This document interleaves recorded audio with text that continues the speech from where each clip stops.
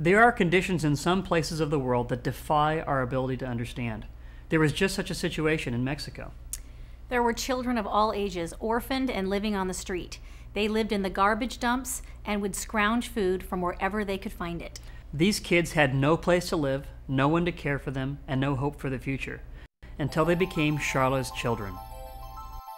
A nondescript industrial unit in San Clemente, California is the modest home of the Foundation for His Ministry, an organization with a surprising beginning, founded by Charles and Charla Pereau. In 1961, responding to a request for donations, Charles and Charla Pereau donated some money to a missionary down in Mexico. What followed that donation came as a major surprise to the Pereaus and changed their lives and the lives of thousands of children forever.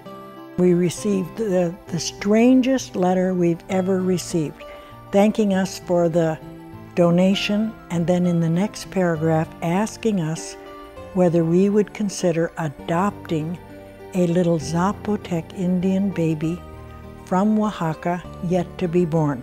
3 months later, on November 9th, 1961, we cradled a little raven-haired baby in our arms.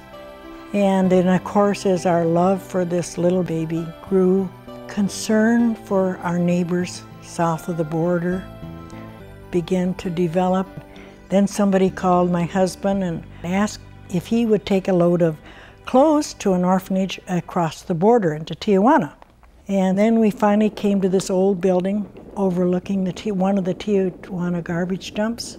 It was a housing for 90 abandoned children, and I began to weep because the children in that place looked like my little boy at home. It was another world right at our back door in Southern California.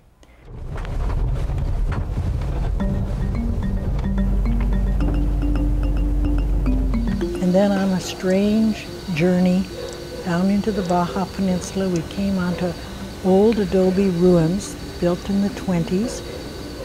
Those ruins became the catalyst for change. With her love for the people as large as it was genuine, Charla had an idea. God gave us a vision of what He wanted on this 72 acres of level land next to the Pacific, in a country where there's no provision made for orphaned or disabled or aged.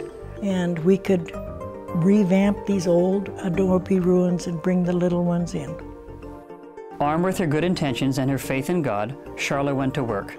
She worked as hard as she could, and the things she couldn't do for herself, she expected God to do for her. In ways she calls miraculous, money and labor were made available. And on the wings of Charles and Charla's faith, a true miracle began to take shape.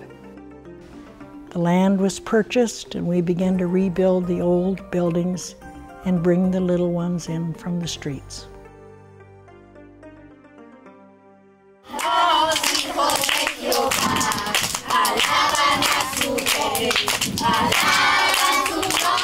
With 3 orphanages in operation and a home for college students, what started small has become a blessing to thousands. Besides housing, the properties host orchards, schools, hospitals, chapels, and even a television station. Children raised and schooled at the orphanages have gone on to become doctors, to learn trades, or go into business. Some of them have returned and now give their time and talents to the organization that saved them from death in the streets. Now, over 30 years later, with many self-sustaining operations in Mexico, Charla could relax and be happy with the success she's had, but there is always more to be done. We're here in this earth a short time. We're just passing through, and we have the responsibility to make this world a better place. I think that's it.